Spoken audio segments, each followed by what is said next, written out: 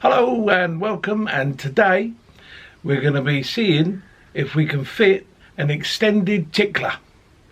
So in the Amal concentric carbs we're going to go from that hopefully to that,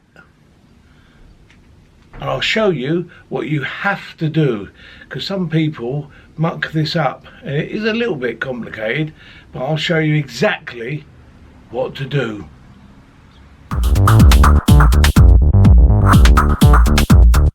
Right, so what we're going to do now, tickler remover. So what we're going to do, we're going to remove that tickler and we're going to fit this tickler kit, which will give us a tickler that looks like that, hopefully, allegedly. So the first thing to do is remove the float bowl. These two screws, one there, one the other side. Let's remove them, and then we'll actually get down to the nitty gritty. Screws out, float bowl off, nice and carefully. Put the float bowl to one side, don't want to touch that, that should all be a-okay. So now what we're looking at is the tickler. So we have got to remove the end of this, or crush the end of that with pliers or vice grips, so that that can then go up and then it can be removed. Notice this particular carb has got a hole in the wall of the tickler. That's important, because some do, some don't. It's important that you notice if there is a hole, there's a certain way that you have to put the new tickler unit on. So let's have a look at this and see what's involved with removing that. On this one, I straightened the end with a pair of old grips, not easy, and then using a very small pin punch it through until it comes out. Then once it's out, you can see there that you've got the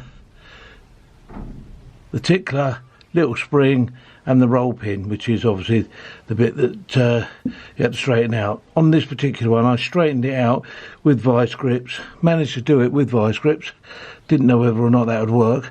Then I just punched it out with a pin punch and it came out quite easily. So now you've got a nice clear hole right the way through into the chamber. Clean it out, make sure there's no crap or dirt in there, and then we will reassemble using the new kit. Right, so here's the kit. Roll pin with a flared end, the extension, the actual tickler itself, and the spring. Now what you need to be aware of is that there's a hole in the extension. That hole must match up with the hole in here, if there's one here. Not all of them have a hole there. So when you put this in, you've got to drive this into there, keeping the hole lined up, so that once it's in, the hole will be lined up. So that's the next thing, is just drift that into position nice and carefully, nice and gently, so that the holes line up. So now you've got to drift that into position until the hole in this lines up with the hole in that.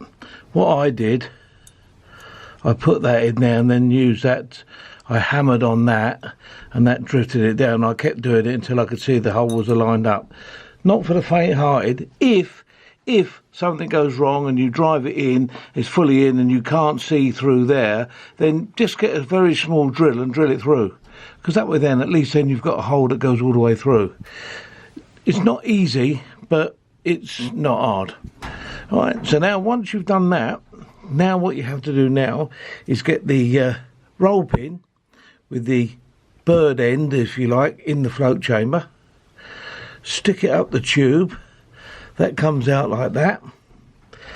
Stick the spring over it, and then the head, you push the head over that, and then you'll push the head onto that, and then what happens is the roll pin goes into a section in here at the very top here. There's a drilled section, and it will force its way over the roll pin, and then it will be captive. And then once that's captive, then that'll go up and down like that, and then that'll be your tickler.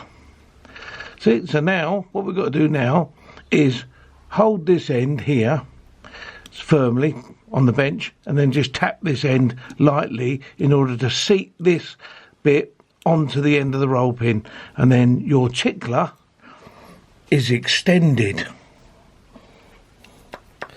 Don't tell the wife. So finally, that's been drifted on there. Now the way I drifted it, I pushed that down onto the bench, and then I gently hammered the end of the roll pin. And then basically what you're doing is you're then pushing the roll pin into this bit here. And that appears to have worked. This isn't an easy thing to do, but you've got to take your time and do it gently. Now you've got an extended tickler. Just one last thing about tickling.